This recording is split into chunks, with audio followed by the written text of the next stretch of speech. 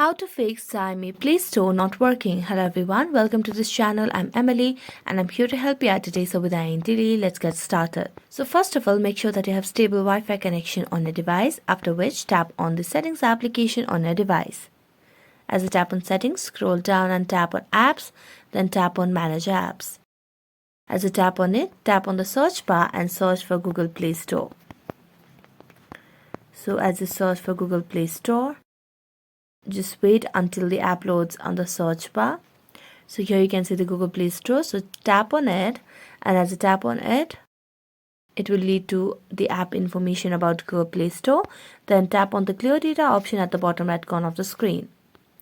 Then tap on clear cache and tap on OK. Also make sure that you have the latest version of Google Play Store.